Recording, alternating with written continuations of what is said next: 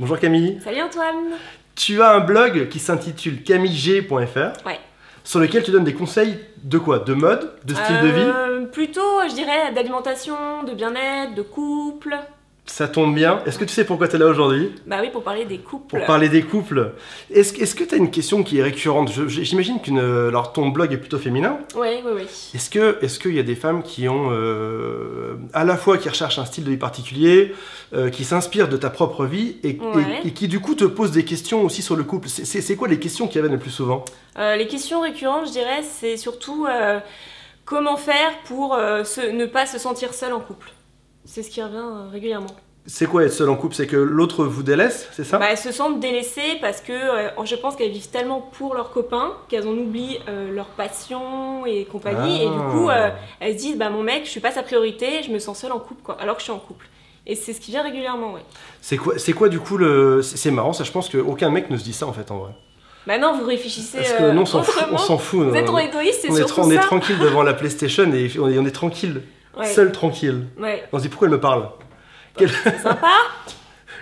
C'est quoi le bon conseil Je sais pas. Hein. C'est quoi le bon conseil quand ça se passe comme ça? Bah, moi j'ai tendance à répondre que c'est pas parce qu'on est en couple qu'il faut s'oublier. Et je pars d'un principe qui est simple, je me dis laissez-le être comme il est. S'il nous convient pas, eh ben faut pas chercher plus loin, faut pas essayer de forcer le truc. Moi je dis c'est qu'il est pas pour vous, laissez-le être heureux avec une autre personne. Et moi c'est ce que je réponds tout le temps en fait, laissez-le être comme il est. C'est un mental.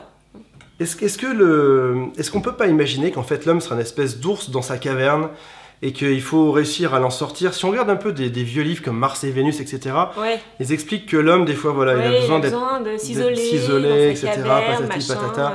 Et c'est peut-être un peu vieux jeu aussi, parce que le livre est vieux quand même.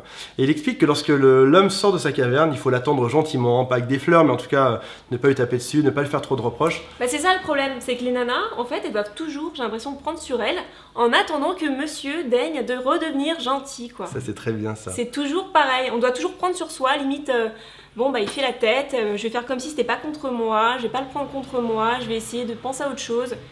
Et quand il revient, il faut être fraîche et compagnie, quoi. Alors que vraiment, c'est énervant, c'est agaçant. Est-ce qu'on ne pourrait pas imaginer l'homme comme un enfant?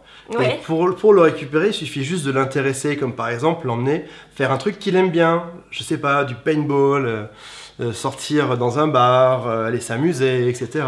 Ouais, oui, mais bon, faut pas toujours non plus faire que des concessions, faut aussi que ça soit de son côté. D'accord. On n'est pas toujours obligé de titiller pour qu'il soit content, faut que ça vienne aussi de lui. Donc si demain ton mec ne s'occupe plus du tout, qu'est-ce que tu fais? T'attends? Tu vas râler un peu? Tu vas râler un peu ou pas? Non, j'attends de voir un petit peu, genre 2 semaines. Si C'est énorme déjà. Ouais, mais c'est parce que je suis patiente, hein, c'est surtout pour ça. Et au bout de 2 semaines, si je vois qu'il n'y a pas de changement, bah, je lui en parlerai. Je lui dis, écoute, c'est pas possible.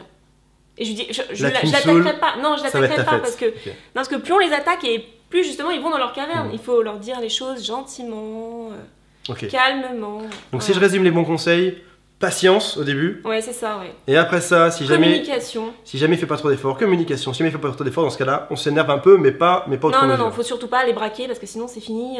Ils vont se dire qu'ils sont nuls, qu'ils n'arrivent pas, machin, donc ils vont se dire bah salut quoi. Parce que maintenant la grande mode c'est j'y arrive pas, je me casse avec une autre.